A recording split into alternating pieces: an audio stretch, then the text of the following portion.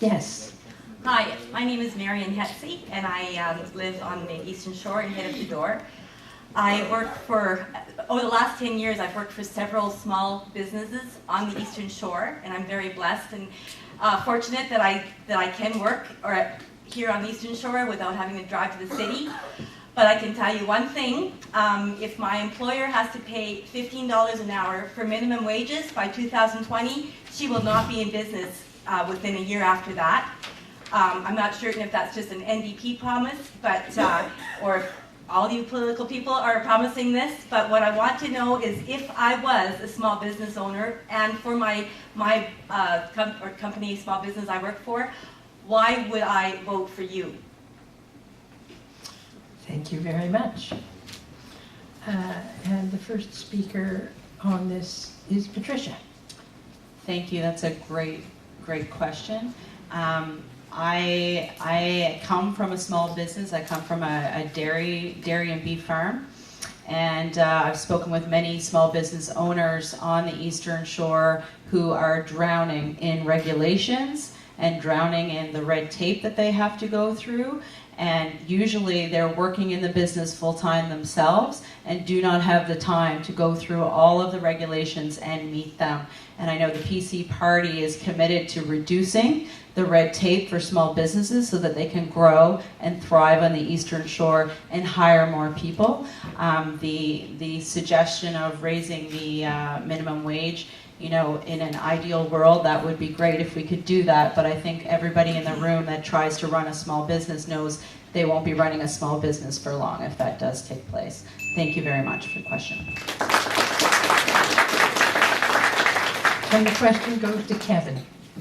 Thanks very much, Marion. It's a great question. I certainly, as many of you know, come from a small business background here on the Eastern Shore, and I know that particularly in rural Nova Scotia, small business is what keeps communities going for the most part.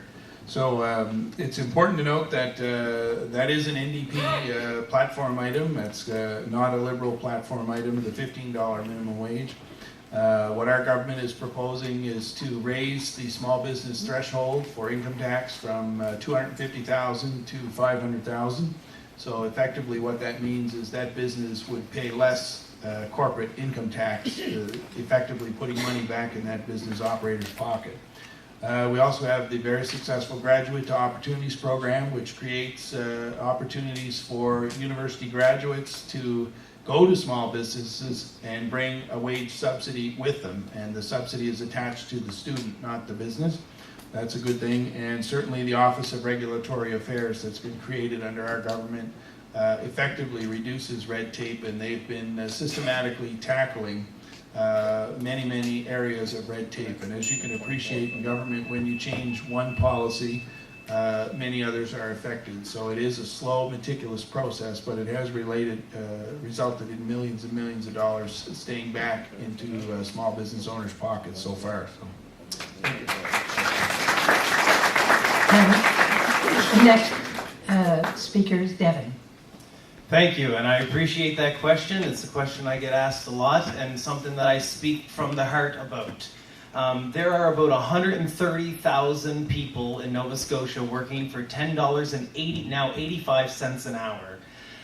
Imagine what that would do to the economy with 130,000 people now working for $15 a living wage. That's not considered. That is not considering the scope of the economic process. So you have 130,000 people that may now be able to afford to go to these small businesses and support local because they are making enough money to actually buy their food at a grocery store instead of requiring a food bank. These are things we need to think outside the box here. We don't need to continue to marginalize people. We need to invest in people. We need to have opportunities for them to make enough money so that they can go to the grocery store, so that they can buy goods at our local establishments. If we continue on this path, we're just going to continue to marginalize over 130,000 people. So a $15 minimum wage is a working, living wage. And it's very important to look at it that way. We're not saying that we're going to solve everything. This is a step in the right direction to help a lot of working people get past just trying to focus on, am I going to be able to feed my family this month? Thank you. And the question goes to Randy.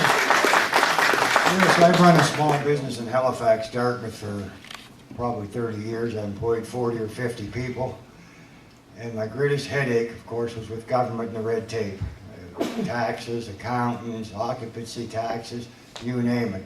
What these regulations do or restrictions do is drive you underground, where you pay people under the table. Governments, I can't even imagine how much money governments are losing with the underground economy, particularly here in the shore. It's quite phenomenal. I don't know whether you know it or not, but it's thriving quite well, and it's simply because of all the restrictions.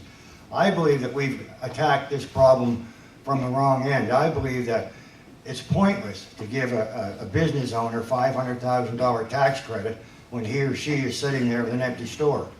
I believe we should be giving the consumer tax credits, i.e., and David will love this again, property tax or federal income tax or gas tax or anything.